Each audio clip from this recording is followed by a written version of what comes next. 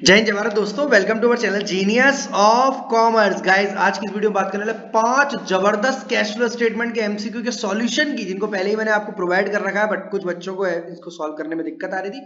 और एक बार आप इनको जरूर मेरे साथ साथ कर जाइए, एग्जाम में आएंगे तो आपसे आसानी से हो जाएंगे, अदरवाइज बहुत दिक्कत कर सकते हैं। एबीसी लिमिटेड के पास दोस्त इन्वेस्टमेंट है 68,000 का ऑन 31 मार्च 2021 को, मतलब 31 मार्च 2021 को इनके बैलेंस शीट में जो पोजीशन इन्वेस्टमेंट की वैल्यू 68,000 है।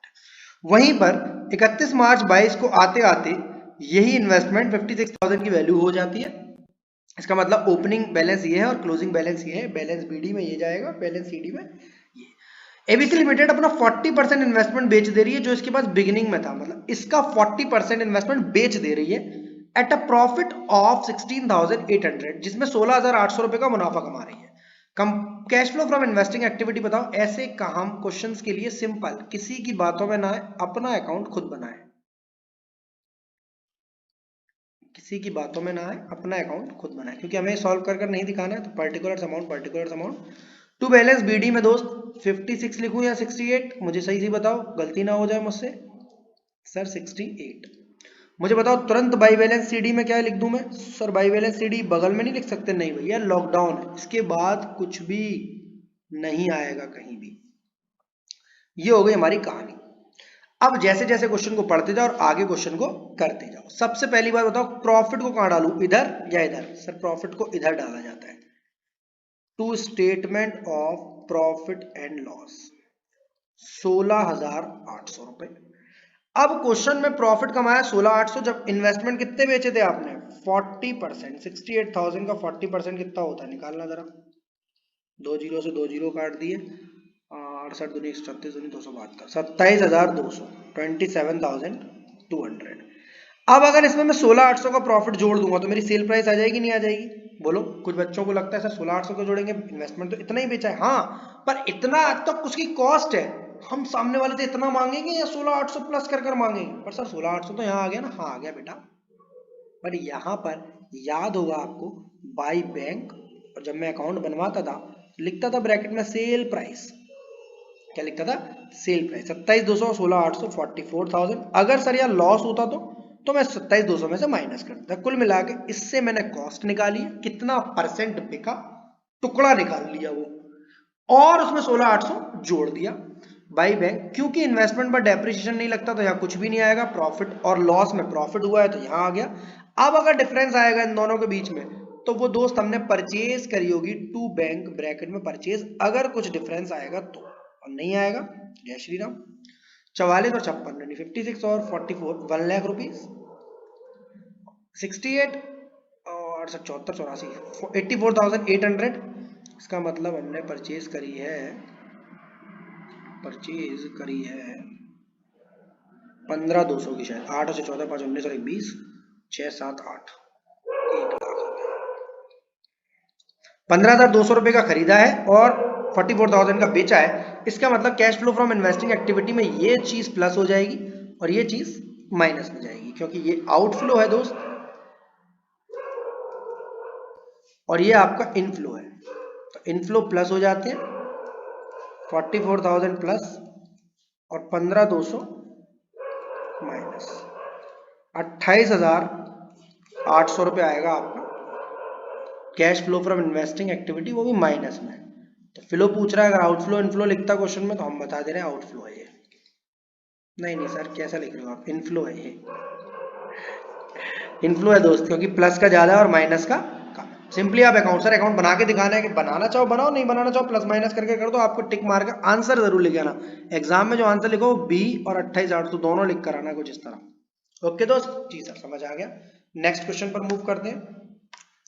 In the case of financial enterprise, मतलब कंपनी जो है वो लोन देने वाली है, लोन लेने वाली है, इन्वेस्टमेंट बैंकिंग फाइनेंशियल का एंटरप्राइज है, जिसके लिए इंटरेस्ट पेड और इंटरेस्ट रिसीव्ड ऑपरेटिंग एक्टिविटी में चला जाता है। अगर ऐसी कंपनी इंटरेस्ट या डिविडेंड लेती है तो ऑपरेटिंग में जाता है, और इंटरेस्ट पे करती है तो वो भी ऑपरेटिंग में जाता है। तो इसका आंसर होगा ए। पर गलती ना हो जाए कहीं आप फाइनेंसिंग इन्वेस्टिंग ना लगाएं, क्योंकि फाइनेंशियल एंटरप्राइज की सारे काम ऑपरेटिंग में होते हैं, सिर्फ डिविडेंड पेड को छोड़कर। डिविडेंड पेड हमेशा फाइनेंसिंग में रहेगा हर कंपनी का। नेक्स्ट, अगेन एक क्वेश्चन आ गया, न्यूमेरिकल बेस लग रहा है। Following is the extract of balance sheet of a limited company of of a limited company, जहां पर 1 अप्रैल 21 का बैलेंस दिया और 31 मार्च 22 का दिया हुआ है।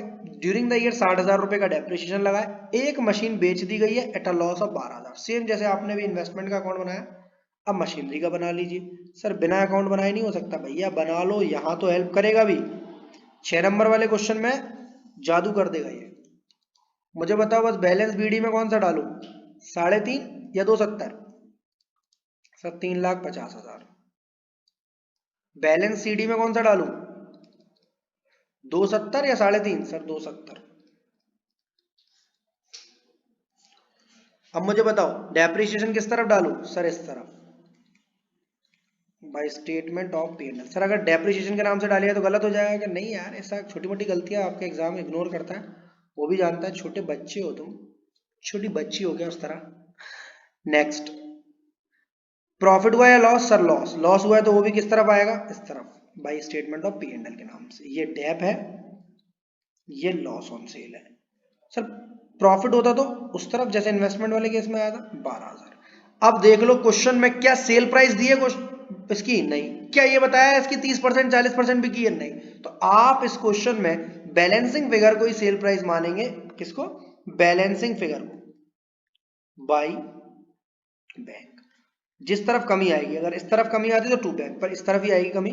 3.5 लाख का 3.5 लाख, 270, 33, 33 और 12, 42, 8,000 रुपीज का आएगा आपका बाई बैंक। तो इसमें इनफ्लो होगा आपका, आपने मशीन बेची कितने रुपए की, 8,000 की।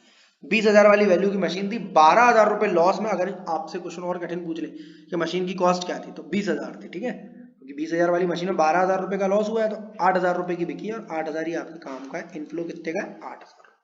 आसान है, अकाउंट बनाकर मुश्किल से 1 मिनट लगता है क्वेश्चन को सॉल्व करने में।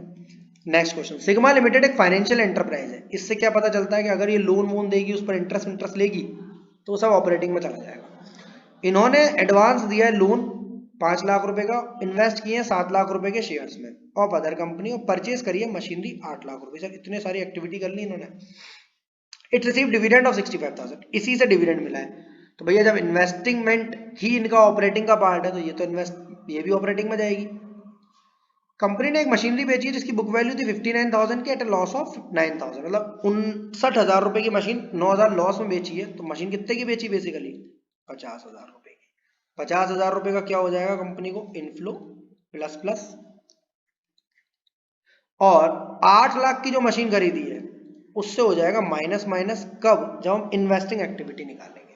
बाकी सारी चीजें ऑपरेटिंग का पार्ट है, केवल ये चीज किसका है दोस्त, इन्वेस्टिंग का पार्ट है। ये क्यों इन्वेस्टिंग का पार्ट है, सर फाइनेंस की कंपनी है, पैसे का लेन देन सब ऑपरेटिंग, पर मशीन खरीदी है तो इनके लिए भी non current asset, tangible fixed assets हुई, और वो चीज इनकी इन्वेस्टिंग में जाएगी। तो 8 लाख में से सर ये शेयर्स नहीं जाएगा इन्वेस्टिंग में, नहीं भैया, ये इनका मेन काम है, ये इनका मेन काम है। 7.5 लाख रुपए का नेट बैलेंस आएगा। आउटफ्लो, इनफ्लो तो है नहीं आंसर, इनफ्लो ये भी नहीं है, आउटफ्लो भी नहीं है, ये आंसर है आउटफ्लो ऑफ 7,50,000 रुपीज का।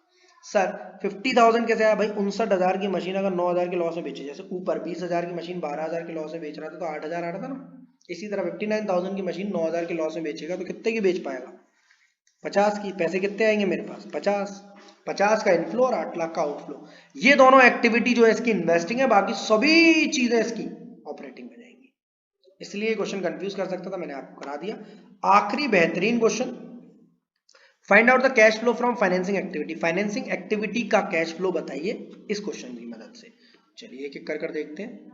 आउटफ्लो बताइए, अरे इनफ्लो आउटफ्लो हम क्या करेंगे, करते हैं क्वेश्चन को। प्रेफरेंस शेयर कैपिटल इशू हुआ है ड्यूरिंग द ईयर 2 लाख का, प्लस कर लीजिए इसको, इनफ्लो है। इंटरिम डिविडेंड पेड किया है, माइनस। सर ये एंटरप्राइज कौन सी है, फाइनेंशियल या नॉन फाइनेंशियल, सर कुछ भी नहीं लिखा है तो नॉन फाइनेंशियल मानो, मैन्युफैक्चरिंग मानो, रिटेल बिजनेस मानो, चूरन चटनी की कंपनी में, कुछ भी मान लो आप। 2 लाख रुपए का क्या है, प्रेफरेंस शेयर कैपिटल, तो प्लस कर लो। डिविडेंड पेड है, माइनस कर लो।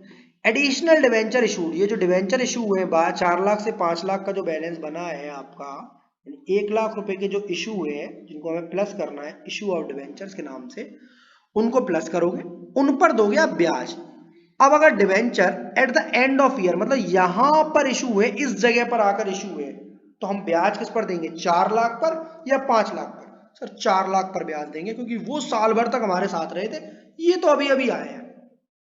तो 4 लाख पर ब्याज जाएगी 48,000 की, जिसे हमें माइनस कर देना है। प्रपोज डिविडेंड दिया है ईयर 1 का ईयर 2। ईयर 1 मतलब पुराना साल, 17-18 है तो ये 17, ये 18, 18-19 है तो ये 18, ये 19, 19-20 है तो 19, ये 20। तो पुराने साल का जो प्रपोज डिविडेंड होगा वो माइनस होगा, इस साल के प्रपोज डिविडेंड का कुछ भी नहीं होगा, ना प्लस ना माइनस। तो एक एक कर क्वेश्चन को करते हैं क्योंकि हमें एमसीक्यू ही सॉल्व करना है सिंपली। अगर हम इसको वैसे लिखते 3 नंबर क्वेश्चन, तो issue of preference share capital, issue of debenture, ये सारी चीजें जोड़ते और इंटरिम डिविडेंड, प्रपोज्ड डिविडेंड और इंटरेस्ट तीनों माइनस करते, कुल मिला के ये माइनस होगा, ये माइनस होगा, ये माइनस होगा, ये दोनों के बीच का डिफरेंस प्लस, क्योंकि इशू है। अगर सर उल्टा बैलेंस होता 5 लाख इधर 4 लाख इधर तो रिडेम्पशन हो जाता दोस्त, तो माइनस करते आप, और आपका 1,20,000 का प्रपोज डिविडेंड। तो 2 चीजें 3 चीजें माइनस होंगी और बाकी 2 चीजें प्लस होंगी, 2 चीजें प्लस 3 चीजें माइनस। 2 लाख और 1 लाख 3 लाख, 3 लाख में से 1 20, 50 1 70, 1 70 और 40, 2,10,000, 2,10,000, 2,18,000, 3 लाख में से 2,18,000 गया तो आंसर आएगा 82,000 प्लस का 82,000 ये रहा। पर इसने तो हमसे भैया आउटफ्लो पूछा था, भैया ये वर्ड गलत लिख दिया है, यहाँ पर फ्लो ही है क्योंकि इनफ्लो आउटफ्लो तो बाद में तय होता है, इनफ्लो है, प्लस का आंसर आएगा। Cash flow from financing activity 82,000।